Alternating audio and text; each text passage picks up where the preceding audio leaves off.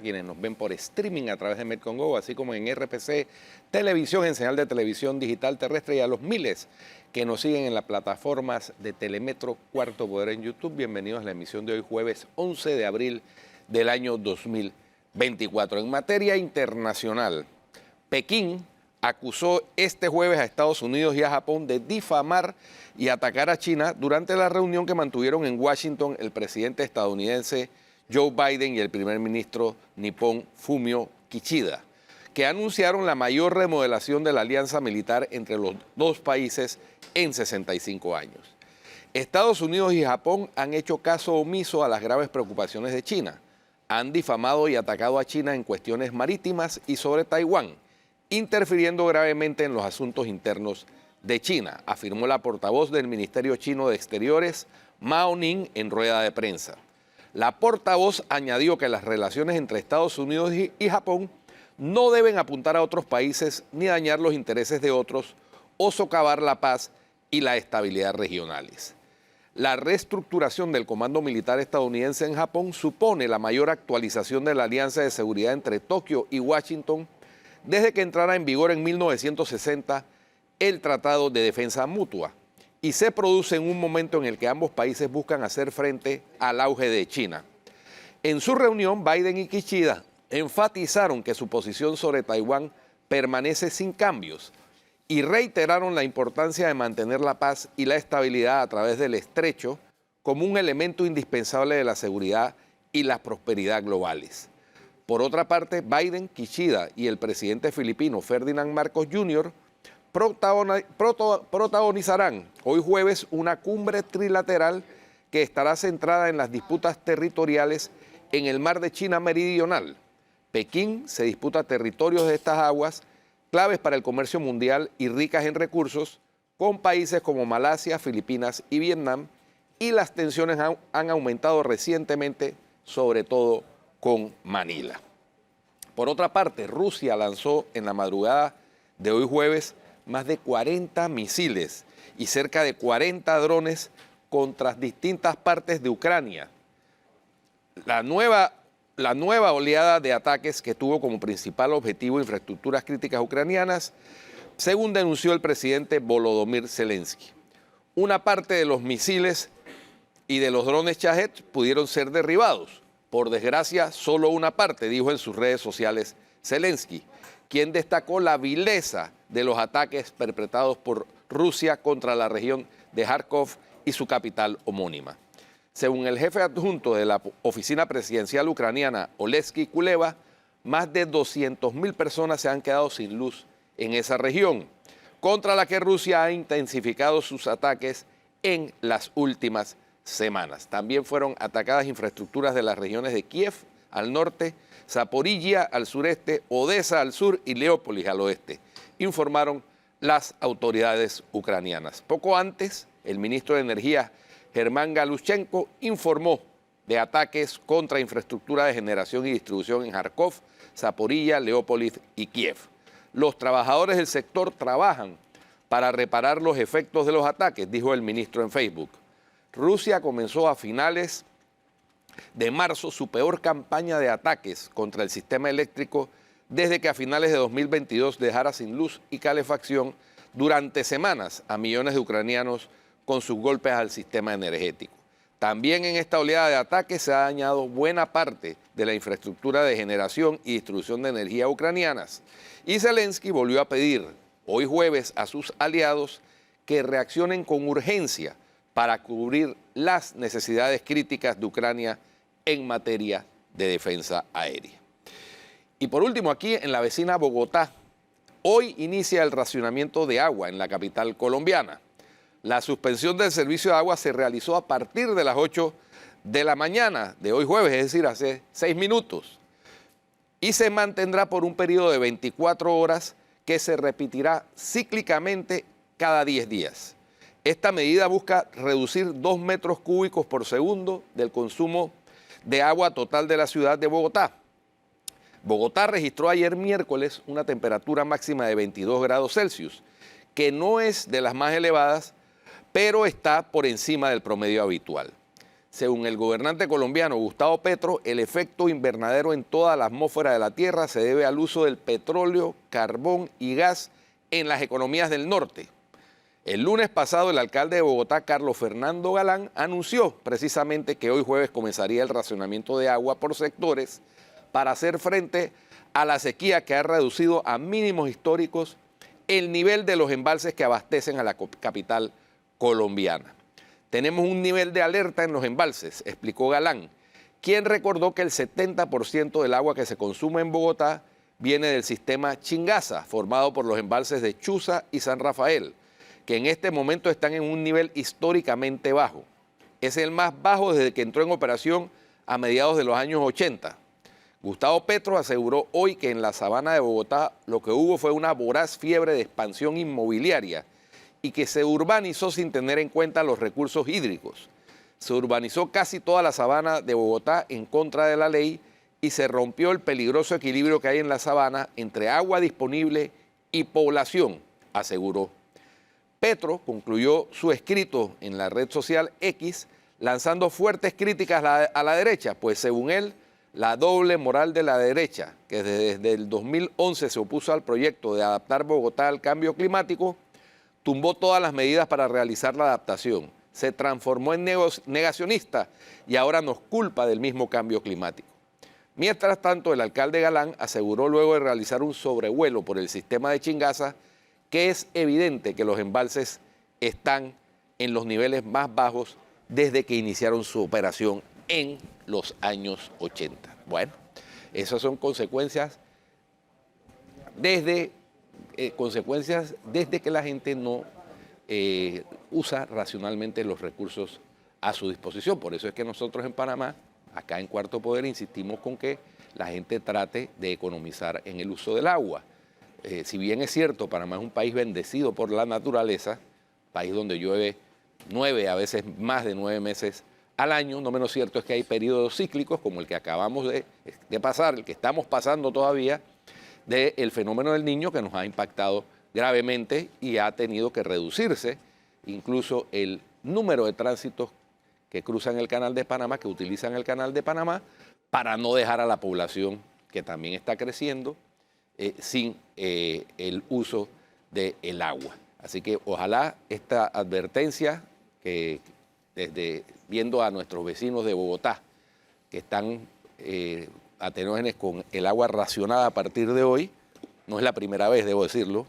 A mí lo que me preocupa, Guido, honestamente, es que después de todo lo que ha ocurrido con el tema del agua, me preocupa sobremanera que ya comenzaron las lluvias. Sí. Y al comenzar las lluvias, no vaya a ser que el tema pase a segundo plano y deje de ser un problema coyuntural, como parece ser, porque el problema no es coyuntural, el problema es estructural. Estructural. Es una necesidad que tenemos como país, como área urbana, definir ese consumo de agua para también nuestro principal recurso, que es el Canal de Panamá. Entonces, si no se toman las decisiones, y esto pensando en función de los políticos, que muchas veces pues hablan en función del populismo y no en función de decisiones que el país necesita. Caso puntual, y lo acabamos de ver con la Caja de Seguro Social. O sea, la Caja de Seguro Social fue un problema en el 2005 por allá, pero como después pudieron patear la pelota y evitar enfrentar esa realidad que obviamente tiene impacto en el capital político de muchas de las personas que ocupan la presidencia de la República, pues decidieron no tocarlo y lo dejaron y patearon la pelota hasta el punto que terminó afectando nuestro grado de inversión, como es el caso que tenemos ahora. Es una de las causas de la razón por la cual estamos siendo afectados con el grado de inversión, el tema del seguro social. Ahora, en el caso del Canal de Panamá no podemos hacer lo mismo, no podemos patear la pelota a ver qué ocurre en el futuro. Y decisiones importantes que tomar para el próximo gobierno. Sí, muy puntual lo que planteas, porque ciertamente comenzó la temporada de lluvias, bueno, la transición realmente, pero ya se están dando lluvias, ya se están produciendo lluvias, ya el canal ha aumentado el número de tránsitos, inicialmente 2 más al día, y todo pronostica, según los meteorólogos, que va a haber fenómeno de la Niña. ¿Sí? Entonces no nos extrañe que haya que vertir agua al océano. Exactamente, de los embalses. Eso es lo delicado. Pero pero seguimos teniendo el problema estructural Claro. de que no tenemos mayores reservorios de agua que estamos necesitando. Y hay que enfrentar eso de los reservorios de agua con la valentía que le corresponde a cualquier gobierno, haciendo las consultas necesarias, pero también dentro de esas consultas tiene que estar el manejo de la situación social de las personas que se van a ver afectadas, pero no para no afectar a esas personas, afectar al resto de la población del país. Y es delicada la situación. Aquí estamos viendo muchas promesas de campaña, muchas promesas de campaña, pero todavía no estamos observando por parte de los candidatos la separación entre la promesa y el problema estructural. Problemas estructurales que hay, por ejemplo, con el tema del agua en el canal, con la caja de seguro social, con el tema de seguridad pública y ciudadana. No podemos tener provincias que se asemejan a los países con mayor cantidad de crímenes violentos en la región, pero que en el promedio no afecta el nacional, pero no puedes tener una provincia que sí tiene graves problemas de seguridad ciudadana versus el resto. No puedes tener problemas destacados de empleo en el área, en las áreas circundantes al centro del país, mientras que en el centro del país tienes una gran cantidad de personas en la informalidad. O sea, son esos temas estructurales que no veo a los candidatos presidenciales profundizando en ellos. Obviamente tenemos un problema con la corrupción, y el problema con la corrupción es grave al nivel de que se necesitan no solamente acciones coyunturales, sino también acciones estructurales. ¿Cómo hacer para resolver el problema hoy? Es una de las propuestas o las promesas de campaña que puede existir, pero ¿cómo hacer para que no siga presentándose ese problema en el futuro? Es la respuesta estructural que debe existir. Se debe fortalecer obviamente el sistema de justicia. Si se van a hacer reformas a la Constitución, bueno, ¿cómo esas reformas constitucionales van a separarse de los problemas que tenemos hoy, pero para evitar que ocurran en el futuro? Está el tema también de la salud, que no veo a nadie hablar. Cuando revisamos las estadísticas vitales de este país, nos damos cuenta que si acaso nosotros llegamos a 2 médicos por cada 1.000 habitantes, ojo, 2 médicos por cada 1.000 habitantes, y estamos hablando de área metropolitana, pero cuando vamos a las comarcas, cuando vamos a Bocas del Toro, cuando vamos aquí mismo a Panamá Oeste, nos encontramos que un médico puede llegar a atender hasta 6.000 personas, o sea, tenemos un médico por cada 6.000 habitantes. Son críticas basadas en estadísticas y datos reales que arrojan un problema muy serio de nuestra sociedad. En el caso de salud, por ejemplo, lo que los países desarrollados establecen es que se debe tener por lo menos 4 médicos por cada 1.000 habitantes en función de esas necesidades. En Panamá solamente si acaso llegamos a 2. Por eso le trataba de plantear esas realidades en cuanto a problemas estructurales y problemas coyunturales. En la política se ataca mucho el problema coyuntural, el del momento. Claro, porque todo el mundo dice, el votante se acuerda de la hora, no se acuerda de lo que pasó ayer, y mucho menos va a querer saber lo que va a pasar en el futuro. Es el ahora, pero por quedarnos en el ahora tenemos los problemas que tenemos en este momento. A pesar de haber tenido un proceso de crecimiento expansivo desde hace 12 años, después de 12 años perdimos el grado de inversión. O sea, cosas que estamos viviendo, Guido Rodríguez, cosas que estamos viviendo. Sí, sí. Y bueno, si a eso le sumamos la inversión de prioridades, porque fíjate, tú planteabas el tema de los médicos. Hay 160 aspirantes a médicos para los cuales no hay partida disponible. Exacto. Para que hagan su Pero tenemos un internado, problema de medicina. mientras que por otro lado se revela el derroche de auxilios económicos en el IFARU. Entonces tenemos las prioridades gravemente invertidas. Así es. Por No, falta- o por lo menos el agarrar la plata de la rehabilitación de las carreteras para la Para asamblea. pagar la planilla de la Asamblea. Para pagar la planilla de la asamblea. O sea, Es eso. pero espérate, en vez de pagar la planilla de la asamblea, ¿por qué no buscamos más médicos? Por ejemplo, si la prioridad era los médicos para tener un mejor servicio de atención y salud para el país. O sea, son esas prioridades invertidas que se ve que, y ahora que estaba hablando esta mañana con el viceministro de Economía, me llamaba mucho la atención, que el argumento para reformar la ley del Fondo de Ahorro de Panamá es que hay que corregir un error, Guido. ¿Tú viste eso, no? Hay que corregir un error en la fórmula, en el cálculo. En la fórmula que se planteó en la reforma que se le hizo al fondo en Así el año es. 2018. Yo he leído el proyecto de ley presentado y no veo que eso corrija ninguna fórmula. Lo que hace es condonar Exacto. la Bueno, obligación que tiene el Estado de devolver los fondos que ha utilizado al fondo de ahorro. ojalá fuera condonar, Guido. Lo Sí. que están es borrando. Sí, sí, Lo extinguiendo. están borrando, lo están Extinguiendo la extinguiendo. obligación. Lo están extinguiendo. Pero yo ¿Por no- qué? yo- Porque dice que, bueno, lo que pasa es que la fórmula no calculaba cuando había una crisis como la pandemia. Obviamente nadie va a calcular una crisis como la pandemia. Pero creo que al final también hay otros métodos que el país pudo utilizar para poder conseguir esos ahorros de manera efectiva, que no se utilizaron y los estamos viendo. Pero bueno, esa es parte de esa realidad que estamos viviendo en Panamá. También, oye, me mandaron un video, no sé si lo tenemos allí. La semana pasada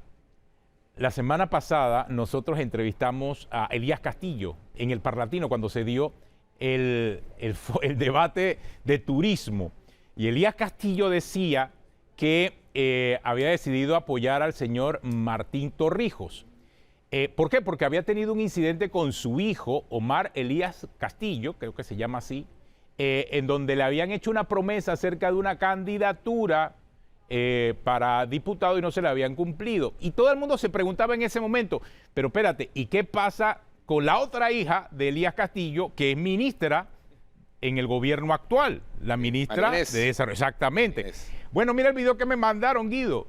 O sea, la ministra de Desarrollo Social estuvo en un evento el fin de semana, casualmente, donde estaba el candidato a la presidencia del PRD, José Gabriel Carrizo. Vamos a escuchar lo que dijo. Vamos a escuchar lo que dijo. El circuito 8-4 acompañándolos. Qué rico poder caminar junto a Gaby el circuito en el corregimiento de Riabajo.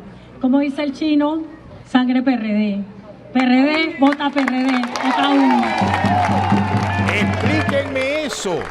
O sea, la familia dividida. Están como los Castillo, están como los alemán. ¿Será?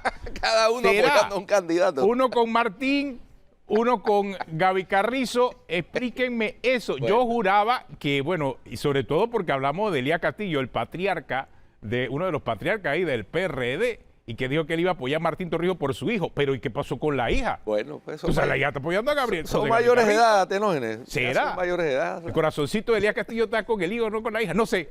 Yo voy a dejarlo ahí porque Es que la hija no es candidata, la hija es ministra. Entonces... Debe ser eso, Guido. Buen análisis, Guido. Debe ser eso. El video me lo mandaron solamente, no sé si para meter cizaña o qué, pero yo cumplo con presentarlo, porque es que hay que poner el contexto de estas historias políticas ahora en campaña. Había hablado con el señor Elías Castillo y teníamos la promesa de que venía a Cuarto Poder. No sé si va a venir antes de que vengan las elecciones. Bueno. Pero quien sí está con nosotros esta mañana es Felipe Chen. Él es de la campaña de Zulay Rodríguez. Gracias por la invitación, Guido. Gracias. No. Gracias por acompañarnos, Felipe. Gracias por atender la invitación. Referente a la candidatura y a cualquier otro tema de la Ahora, sí, hay un video que está circulando sobre la audiencia en donde un video y un audio que presentamos, por cierto, la semana pasada. Correcto. De la audiencia primera de la señora Zulay Rodríguez allá en la Corte Suprema de Justicia. Teníamos el audio, lo presentamos la semana pasada y ahora vimos que también está circulando el video. Lo tenemos allí, pero parece que es el centro de la razón de ser de lo que dice la candidata Zulay Rodríguez acerca del interés que había en la Corte porque hubiese un acuerdo en su caso, el caso conocido como el caso de los lingotes. Vamos a escuchar ese video que está circulando porque se trata de la audiencia de la diputada Zulay Rodríguez, aquella primera audiencia que fue el 29 de febrero. Vamos a escuchar ese video, vamos a verlo. Aprovechando que nos acompaña la representación de la víctima, solución del conflicto, los tribunales procurarán resolver el conflicto surgido a consecuencia del hecho punible para contribuir a restaurar la armonía y la paz social, tomando en cuenta que la pena representa una medida extrema. Ello en concordancia también con el artículo 69 del mismo cuerpo normativo que señala que en ejercicio de las funciones de que trata el artículo, el Ministerio Público procurará la solución de los conflictos a través de la aplicación de los mecanismos alternos de resolución de conflictos, lo cual en principio, como usted ha señalado, está contemplado en la ley.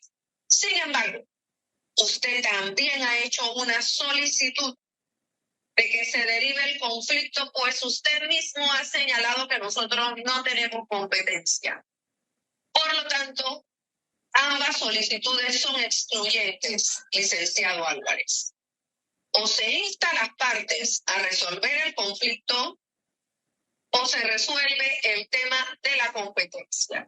Y en este punto, en virtud de la seriedad que siempre me ha caracterizado, y sin oponerme que en un futuro puedan ustedes llegar a una solución con la víctima, creo que primero hay que resolver el tema de la competencia de este tribunal. Bueno, es la doctora María Cristina Chen Estanciola, la magistrada fiscal. Es la magistrada fiscal. Ahora, este mismo video, pero ya en el audio, lo presentamos la semana pasada, es el mismo, ahora está el video, pero la semana pasada presentamos el audio. ¿Ustedes por qué dicen que aquí la Corte está promoviendo el acuerdo? Porque esa es la parte que Porque no la final, vemos de esa forma. Al final del día, Atenógenes y Guido, ese es uno de los principios básicos del derecho procesal penal, que es el tema de la solución alterna de los conflictos y el principio de la mínima intervención en los procesos de este tipo penales como tal. Lo que sí hay que partir es que este proceso, que inicia el 21 de febrero de ya le digo la fecha exacta, 2022, empieza con una denuncia presentada por el hijo del difunto Penagos Hernández, que nosotros nos llama poderosamente la atención que cuando él presenta la denuncia, y eso ya se ha aclarado, ya la diputada ha tenido conversaciones con el señor Penagos Ríos y como lo ha visto en video en redes sociales, él va y comparece con una denuncia que tiene más de 10 páginas, que se nota que fue preparada por un ilustre colega de aquí de la localidad y que ya venía preparada como tal. En esa conversación ya ellos tienen los elementos de cómo sucedió esa presentación de la denuncia, quiénes están detrás de esa denuncia, cuáles fueron los intereses creados en esa denuncia. Pero volviendo al tema de el acuerdo, y previo al tema del acuerdo, lo que se discutía el 29 era la competencia de la Corte. No se puede dejar al lado el tema que ya la Corte no debe ser competente a razón de la renuncia que presentó Zulay Rodríguez al cargo de diputada. Ya ella no es diputada. Pero aquí se le ha dado una trascendencia a que para poder que eso ocurra, tiene que tener una opinión de la Comisión de Credenciales, cuyo presidente es su principal oponente político dentro del circuito. Eso no lo he visto jamás en ningún lado y nadie al final del día puede efectivamente quedarse en un puesto si renuncia, ni debe estar sujeto a ninguna condición y menos de un adversario político.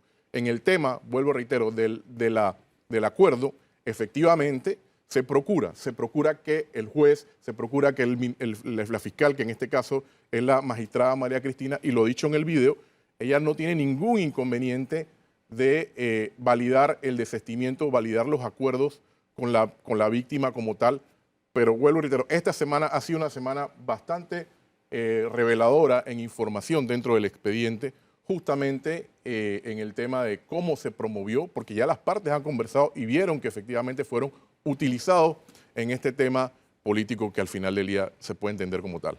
Seguimos hablando del tema, licenciado Chen, después de la pausa, aquí en Cuarto Poder. Gracias.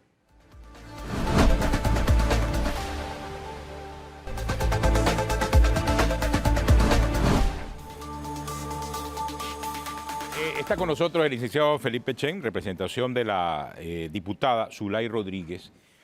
Yo vi un comunicado que sacó el órgano judicial, por cierto, licenciado, y creo que es importante destacarlo, porque más allá del audio que circuló la semana pasada, más allá del video que circuló ahora, esta semana, sobre esa audiencia en donde estaba presente el licenciado Álvarez, quien es el representante legal de la licenciada, la diputada Zulay Rodríguez. Exdiputada. Sí, exactamente, ahora podemos discutirlo. Lo que el comunicado de la Corte Suprema de Justicia establece que antes de la primera convocatoria de la audiencia de formulación de imputación, que vimos un pedazo hace un momentito, fijada para ser realizada de manera virtual el 29 de febrero de 2024, debemos dejar sentado que en tal fecha, ni antes ni después, la magistrada Ariadne Maribel García Angulo, juez de garantía, o la magistrada María Cristina Chen Estanciola, fiscal, instaron o promovieron a las partes a realizar algún tipo de acuerdo tal como se ha desinformado. Creo que este comunicado del órgano judicial es y responde de manera directa a los señalamientos de que se estaba promoviendo un acuerdo. No sé qué dice usted, licenciado. Nosotros, como lo hemos dicho, lo dijimos en el segmento anterior, al final del día, uno de los principios básicos del derecho procesal penal es la solución del conflicto. Los tribunales procurarán resolver el conflicto surgido a consecuencia del hecho punible para contribuir a restaurar la armonía y la paz social, tomando en cuenta que la pena representa una medida severa, y eso va en concordancia con el principio de la mínima intervención dentro del proceso penal como tal. Al final, son ellas, las magistradas y la juez, las que deben cumplir ese principio básico del derecho procesal penal. Pero vuelvo y reitero, antes de eso y antes de poder dilucidar, y se buscó ese medio alterno de solución de conflicto, tenía que resolverse el tema de la competencia como tal, para poder entonces dirimir esta situación y enviar ese expediente a la jurisdicción ordinaria, entiéndase el Ministerio Público como tal. Sobre eso también se refiere el comunicado de la Corte Suprema que tenemos en pantalla. Dice que para la convocatoria del 3 de abril de 2024, la magistrada fiscal señaló la imposibilidad de celebrar la audiencia de formulación de imputación debido a la falta de comparecencia de la diputada de la República a esta y de todas las convocatorias para las cuales ha sido citada.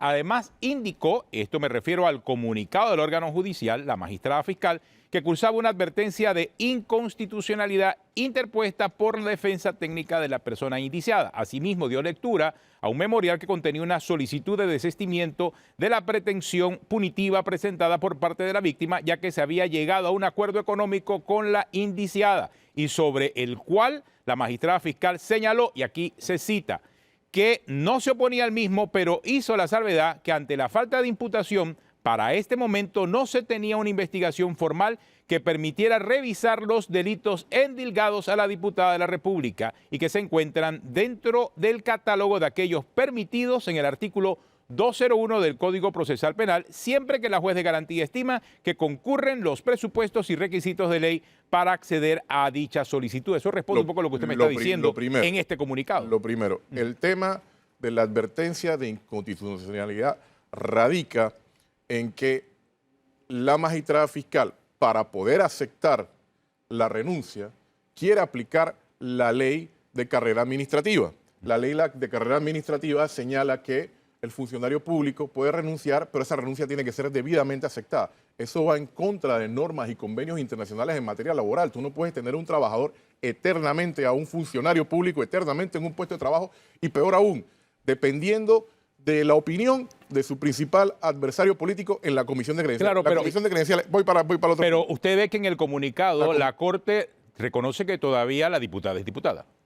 O sea, esto es lo que dice el comunicado. Graso error, mala interpretación, deja mucho que decir, lamentablemente. Y ella sigue en la planilla de la Asamblea. Eso sí lo voy a aclarar, gracias que lo conversamos unos minutos. Ella sigue en la planilla, pero cada vez que viene el cheque lo devuelve a tesorería. Pero lo devuelve a tesorería porque no debería hacerlo ante un juzgado, pregunto. No se devuelve directamente a tesorería y dice que al final del día tesorería es la que tiene que retener los cheques y esperar a que se resuelva la decisión, que al final del día no tiene que esperar. Ya la comisión, lo que dice el reglamento orgánico del régimen interno es que la comisión conocerá, no habla de ningún procedimiento, no habla de ningún tipo de aceptación como se quiere dar a entender. Claro, pero en el comunicado sí la Corte... Sí, la Corte lamentablemente, a pesar de que hay una la reconoce. Certificación que ya la comisión tuvo conocimiento, que es una certificación que después hubo... Y otra cosa, entiendo por lo que acabé de leer que la Corte tiene que, bueno, en este caso la Corte, conformado como un tribunal de garantía, en este caso particular, tiene que definir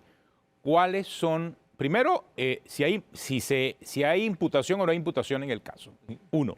Dos, en la resolución alterna de conflictos, separar el acuerdo de aquellos delitos que realmente son desistibles o no. Me parece que eso es lo que está anunciando la Corte. No sé, dígame usted. La opinión, Atenógenes, es que al final del día el 201, 202 y 203 del Código Procesal Penal hablan del control judicial, pero no habla de que tiene que haber una imputación para poder aceptar ese desistimiento y ese presunto acuerdo que existe, no presunto, pero en el acuerdo que existe de que efectivamente las partes fueron, y lo han dicho públicamente, han sido engañadas, han sido utilizadas y por eso se está dando el desistimiento como tal. Pero todos los delitos en este caso que se presentan en este caso son desistibles, ustedes... Los delitos, y hay que partir de un punto algo, dice a partir de la investigación. Pero ¿cuándo empezó la investigación? Cuando se dio la admisión del expediente. Si bien es cierto, es una investigación preliminar, es preliminar. La investigación formal se da cuando se da la imputación, es correcto, pero dentro de la investigación preliminar, si no fuera así, ninguna de las partes hubiera podido actuar como tal. Entiéndase fiscal, entiéndase defensores y entiéndase defensor de víctima como tal, dentro del expediente. Si no, inclusive no le hubieran dado la calidad de presunta víctima dentro del expediente. Pero ¿reconoce o no reconocen ustedes la actuación de este tribunal especial creado para investigar y juzgar a una diputada? Lo reconocemos, Ajá. lo reconocemos. Si lo pero reconoce, ya- ¿significa pero ya- que es diputada todavía o no? Lo reconocemos, pero ya perdió competencia. En su momento era un tribunal debidamente constituido, de acuerdo a lo que dice la norma. Pero al momento que ya renuncia, ya pierde esa competencia. Vuelvo a reitero, no se puede tener a un funcionario público eternamente en un cargo.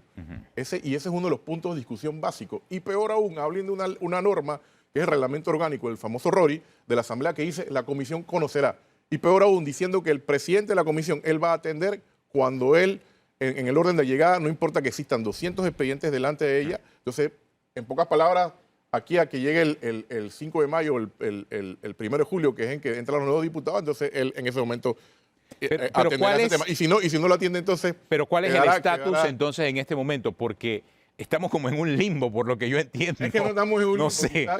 La otra pregunta que me hacen un oyente, ¿la diputada cobraba por cheque o por ACH? No, ellos le pagaban por cheque. Por cheque. Le pagaban por cheque. Y está devolviendo los cheques a tesorería. Está devolviendo los cheques. Correcto. Pero, está devolviendo los cheques. ¿en qué estado se encuentra entonces el Ella no es caso? diputada. Es que ese es el punto. ok, porque- Si no es diputada, y ustedes reconocen que no es diputada, entonces no debiese estar admitiendo la competencia de la Corte en el caso. No, lo estamos admitiendo porque... al final- Presentaron el acuerdo ante la Corte. ¿Por qué? Porque ya no se han querido pronunciar del tema, siguen insistiendo la magistrada. No, el lamentablemente. comunicado es claro. Sí, siguen El comunicado insistiendo es claro. en que no se ha perfeccionado. Entonces, si al final del día me sigues diciendo que tú sigues competente, yo te voy a presentar el Ahora, acuerdo. el como licenciado- tal. licenciado Pero Chen. yo lo que quiero hacer una salvedad y me dan un momentito ahí. Hay que hacer una salvedad.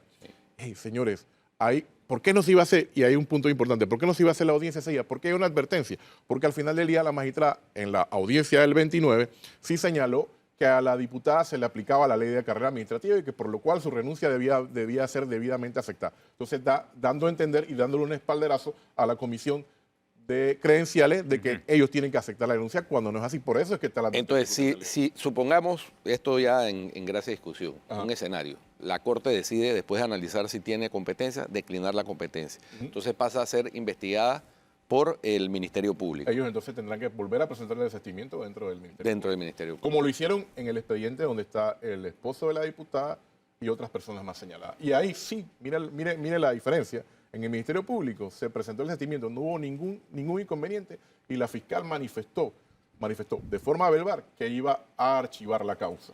Inclusive el propio Penado Ríos quiso en su momento ir al día siguiente y hacer una declaración jurada y no lo dejaron hacer la declaración jurada donde se ratificaba de lo que constaba por escrito. ¿Cuántos delitos, de cuántos delitos desistió la acusación, el acusador original en este De caso? todos los delitos que él denunció. Todos los delitos, porque estafa, él había hablado de estafa, apropiación hurto, indebida, hurto, blanqueo de capitales, me parece. No, blanqueo, lo que pasa es que ahí Ajá. se señaló el tema del blanqueo, porque blanqueo, delito económico, porque es un tema de delito precedente Ajá. como tal que depende de la comprobación de los delitos anteriores. Ok, prevaricato me parece que estaba también. Prevaricato, el tema de prevaricato, pero es un tema que al final del día ahí no se está dentro del rosario de delitos que se pueden desistir. Pero vuelvo y reitero, si no hay una víctima activa, ¿cómo pruebas el delito de forma oficiosa? Si ya no va a haber una víctima activa. Yo tuve un caso muy similar, y lo digo rapidito, de un caso donde el delito era que se tenía que perseguir de forma oficiosa. La víctima dijo, ¿sabes qué?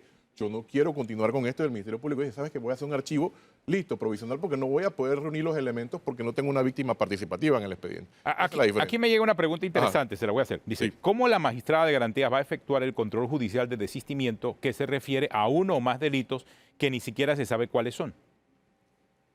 Vuelvo, reitero, el principio de la mínima intervención del proceso penal. El principio de la mínima intervención del proceso penal es que el derecho penal debe intervenir cuando no hay otro medio alterno de solución de conflicto. Se le presentó un medio alterno de solución de conflicto.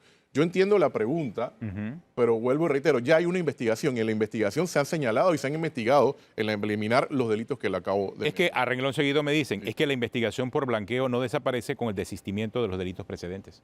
No sé, sí, es lo que me preguntan. Bueno, esa es una opinión muy personal de la persona que le escribe, pero no es así. En los contextos jurídicos no es así.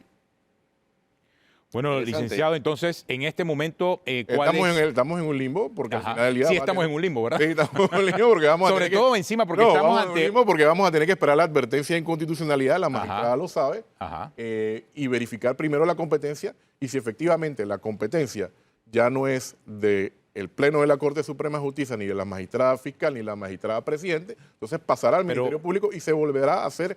Pero viene prestación la de- pregunta clave y Ajá. me imagino que ustedes están trabajando en eso. Ajá, O sea, aquí faltan ya unos 20 días para las elecciones. sí. O sea, la señora Zulay Rodríguez es candidata presidencial, a alcalde, a diputada. O sea, ¿esto puede afectar ese proceso electoral en el que está la diputada Zulay Rodríguez? Claro que lo puede afectar. Lo bueno de esto, yo no sé si lo bueno o lo malo es que... Ajá. O sea, todos los ¿en qué días se le da- sentido? Cuando usted me todos los dice que lo días se puede le da- afectar... Se le da publicidad al tema Ajá. en forma negativa, pero al final del día sigue siendo publicidad. Ujú. Sí, pero cuando usted me dice que sí están conscientes que le puede afectar, ¿en qué sentido? Afectar en el sentido que la desestabiliza porque, reitero, y a eso ella lo ha hablado. Pero no en su lo ha- candidatura. lo ha hablado, claro que le afecta a la candidatura, porque cada vez que venía un debate, le llamaba y le decía, no, mañana tienes una audiencia o dentro de 3 días tienes una audiencia y en la audiencia te van a hacer esto. Y emocionalmente le afectaba, como cualquier persona. Ajá. Que al final, No, pero voy a ser más pesar de- específico. ¿En su carrera a cualquiera de estos cargos de elección le afecta? En su carrera, no, ella ha sido clara. Yo lo he dicho que los tiempos en el Sí. caso de la... Es difícil. La Es difícil. Zulay no daban, es muy No, no, difícil. no daban. O sea, eso sí tendría que ser, como dicen los muchachos hoy, a balazo y no dan los tiempos. O sea, y ahora que hay una advertencia de inconstitucionalidad, menos aún. Eso Menos. creo que debe quedar claro. No, y la advertencia al final, y se los digo acá, la mayoría de los magistrados, por situaciones que han tenido y denuncias que ha presentado la diputada, se han declarado impedidos. Así que al final... de los Ahí vi que también interpusieron una recusación contra... sí, se presentó una recusación, entonces ahí tendrá que definir, eso lo presentó el licenciado Moncada, si no me equivoco, Correcto. señalando una serie de puntos que tendrán que dilucidarse en su momento en los O tribunales. sea, licenciado Chen, difícilmente lo que está ocurriendo en este proceso legal pudiese afectar la carrera a la candidatura de la diputada Yo Zulay primero, al final, lo único que, bueno, si nos siguen haciendo publicidad. Rodríguez. Gracias, licenciado Chen. No, gracias a ustedes Listo, por la invitación y licenciado. siempre a la Gracias. orden. El licenciado Felipe Chen, acá de la campaña de la diputada Zulay Rodríguez, explicándonos, bueno, el caso legal en que se encuentra. Tenemos una pausa y regresamos aquí en Cuarto Poder.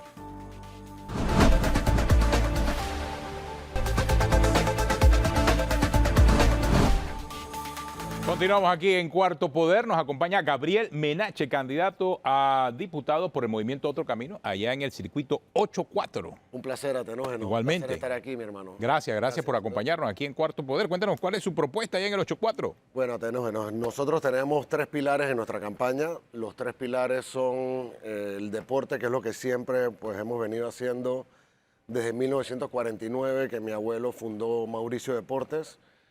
Estamos muy comprometidos con las personas con discapacidad y tenemos un proyecto muy lindo en educación que nos gustaría poder llevar a cabo. Aparte de todos los otros temas que nos afectan a todos, el tema de la basura, el tema de los desechos sólidos, reciclaje, etcétera. O sea, en el 8-4 el tema es el deporte. El deporte es un ¿Qué le tema- dice la gente cuando usted camina? Mira, el deporte es una de las herramientas que ayuda a la juventud a salir de la delincuencia. Y la verdad que lo que hemos visto es que hace falta tanto en deporte. Mira, te pongo un ejemplo. Estuvimos en Río Abajo caminando y yo no vi una cancha que yo te pueda decir, wow. O sea, de verdad que en estado deplorable las canchas en este país. Y es una pena que los pelados no tienen ni siquiera dónde practicar deporte, ¿no? En materia de educación, Gabriel, ¿cuál es la propuesta que, en caso de resultar favorecido con los Mira. votos, estarías presentando desde la Asamblea? Mira, yo en el 2018 hice una feria junto con CAPAC, se llama Expo Modi, hicimos una feria en Atlapa con Mayol, con los arquitectos, que era para habilitar los espacios después de comprar tu vivienda. Y me tocó ir a tocar muchas puertas de muchos lugares para cerrar la feria. Y para mi sorpresa, las personas que le tocábamos la puerta eran graduados del Fermino II. Eso a mí me despertó una intriga y dijo, wow, ¿qué tenía esta escuela? Que tuvimos un piloto que tenemos a personas graduadas de un colegio público en posiciones muy altas en grandes empresas y ahí dije, no puede, o sea, tiene que haber algo que tenían. ¿Y qué es lo que tenía el Fermín Odo en su época? Que era una escuela de excelencia, que tú tenías que tener 4,5 para arriba para poder entrar. Ahora tú imagínate, este piloto en esteroides sería aplicado a 10 colegios a nivel nacional, uno en cada provincia, uno en la comarca, en una de las comarcas, y la idea sería volver 10 escuelas pilotos que tú puedas agarrar y tener las mejores infraestructuras deportivas, las mejores infraestructuras en laboratorio, los mejores profesores. Yo quisiera que la gente que tiene a sus hijos en los colegios privados diga, ¿sabes qué? Mi hijo se está esmerando, quiero llevarlo allá. Y yo no estoy inventando nada, yo te estoy hablando con un modelo que ya funcionó y lo he visto cómo funcionó, porque como te dije, me tocó ver personas y con un nivel de inglés altísimo, con un nivel de educación muy superior al nivel de educación que se encuentra normalmente en un colegio público. Entonces, tuvimos un piloto en Panamá que me pareció muy efectivo y la idea sería replicarlo y hacerlo un programa a nivel nacional. Y eso ayudaría también a elevar que los jóvenes de otros colegios quieran esmerarse y digan, papá, yo quiero ir a la escuela de las personas que se esmeran, que tienen los mejores profesores, el tema de las becas, que puedan conseguir sus becas y no a través de un político, un amigo, mi mejor amigo, mi pasiero. Y es un tema que una de las cosas que cuando caminamos en las calles, Guido, es una de las cosas que más la gente, yo he visto personas que se les salen las lágrimas de los ojos cuando les hablas del tema, porque en verdad es un tema que afecta mucho a la población. Hay personas que tienen niños que tienen promedio 4,8, 4,9 y le niegan las becas. Entonces, para esas personas, la verdad que duele mucho la situación de lo que está pasando ahorita mismo. En materia de, porque has tocado tangencialmente el tema de la corrupción, ¿no? Porque lo que estamos viendo y que quizá ha destapado con esto de los auxilios económicos y los recursos del IFARU es un tema de mal manejo de recursos públicos que deben estar destinados para las personas de escasos recursos, específicamente los auxilios, Así es. no reembolsables. En materia de lucha contra la corrupción, ¿cuál sería una propuesta que tendrías? Por ejemplo, se quedó ahí en el tintero sin aprobar durante este periodo la ley de extinción de dominio, que es una recomendación de un estándar internacional que ya están aplicando otros países para luchar contra el crimen organizado. Correcto. Que tiene que ver el crimen organizado también con la corrupción. Correcto. Bueno, yo soy presidente de una junta de desarrollo local en mi barrio y yo pienso que esa es una de las formas más efectivas para ayudar a combatir la corrupción. Las juntas de desarrollo local se crean precisamente para hacer el enlace entre la comunidad y las autoridades, y eso hace que las autoridades tengan de alguna u otra forma que hacer lo que la comunidad realmente necesita y no lo que a ellos les da la gana de hacer. Entonces, como presidente de una junta de desarrollo te puedo decir que hemos ayudado mucho para que las cosas se puedan hacer. Ojalá hubiéramos entrado antes, porque esto es un cargo de 2 años, pero sí vemos, por ejemplo, el tema de Panamá Compra. Yo creo que Panamá Compra hoy no existe. Antes había un tema de contratos marcos, hoy día los contratos marcos ya no existen. El tema de mantenimiento, prefieren hacer una obra que darle mantenimiento, porque darle mantenimiento no hay plata, ¿no? Pero cuando tienen que generar una obra de 40, 50 millones, ahí entonces es donde viene el problema. Y el otro tema es que todo debe estar transparente. Todas las juntas comunales deberían tener sus páginas web, deberían tener su información, su planilla, en qué se gastan los recursos del Estado. Y así debería ser en todos los recursos del Estado. Yo tengo un amigo que estaba en el MIDA tratando de hacer un trámite, tiene el local de hace un año y no le han podido sacar un permiso porque no han venido a hacer una inspección. Y esas cosas pasan en todos los ministerios del gobierno. Ahora, Gabriel, yo recuerdo que cuando tú estabas recogiendo firmas, fuiste el que denunciaste el tema de que se estaba utilizando la foto del padrón electoral para inscribir personas. Así es. Recuerdo esa denuncia que presentaste. Sí, correcto, exactamente. Nosotros presentamos esa denuncia, éramos un grupo de candidatos independientes, nos percatamos de la trampa, inclusive trajimos a medios que vieran cómo se estaba haciendo y en ese momento, frente a las cámaras, les demostramos cómo estaban haciendo esta trampa, y lo que a mí más me preocupa es que a la fecha se detectaron más de 65,000 firmas fraudulentas con este sistema, ya sea la cámara de reconocimiento facial y el video que se grababa al final, y a la fecha el Tribunal Electoral no se ha pronunciado con eso. Para allá iba, o sea, porque uno muchas veces en las noticias se queda solamente en la superficie, porque hay tanta información y más en este país que una noticia tapa la otra. Y quería preguntarse si eso había quedado en algo. ¿No? Y nada quedó. Nosotros hicimos varias Y reuniones. estamos hablando de 65.000 firmas. Todos los candidatos independientes fuimos a varias reuniones en el Tribunal Electoral, avisaron la cantidad de firmas que estaban fraudulentas, iban a revisar los videos, mandaron los videos a los candidatos, pero eso lo metieron abajo de la alfombra y más nunca ni un O candidato. sea que un ha sabido montón más de nada candidatos independientes inclusive está postulado sin haber tenido o haber sido lo suficientemente honesto con las firmas que obtuvo. No puede Es ser. correcto, porque yo hasta la fecha no he escuchado un pronunciamiento del tribunal. No, y usted que sobre todo porque presentó la denuncia original, porque Correcto. por ahí comenzó todo este tema. Así es. Imagínate que alguno de esos candidatos que llegaron a la postulación con firmas fraudulentas resulta electo. No. A la fecha habían 65.000 Bueno, quizás firmas. va a ser debe ser un poco difícil porque si llegaste con firmas Sí, fraudulentas, pero- no necesariamente vas a manifestarlo Bueno, pero- En las con elecciones. votos. Pienso yo que puede afectarte al final, ¿no? Claro, y usted haciéndolo desde, en ese momento creo que usted estaba por la libre postulación. Por usted la estaba, libre sí. postulación. Y precisamente por eso decidí unirme al movimiento Otro Camino, porque nos dimos cuenta que el sistema estaba viciado y que la única forma de poder hacer un cambio es, y creo que Ricardo es el candidato a la presidencia más potable que tenemos. La verdad que me despierta confianza y eso me hizo unirme al movimiento. Ahora, pero al final usted terminó de recoger la firma o no? Yo no terminé de recoger las firmas. Yo me ¿Se decepcionó después de lo que vio? Me decepcioné, aparte de las cantidades astronómicas de dinero que estaban gastando muchos candidatos para recoger firmas. Entonces ahí hay un tema también de que el que no tiene dinero entonces no puede aspirar a un cargo público, ¿no? Porque es muy difícil el costo de lo que Bueno, tiene que tener. lo dijo el entonces magistrado del Tribunal Electoral, El que no tiene- Heriberto de Araúz. Así es. Si no tiene plata, ¿para qué te metes? Así es. Así de sencillo, ¿no? Ahora, pero usted está caminando con el movimiento Otro Camino y esa es una realidad, lo que dijo aquel momento el magistrado del Tribunal Electoral, Heriberto Araúz. O sea, se necesita plata para esto. Mira, yo lo que digo, la verdad, mi campaña la he hecho con las uñas. Yo creo que yo soy un ejemplo de cómo se debe hacer una campaña con pocos recursos.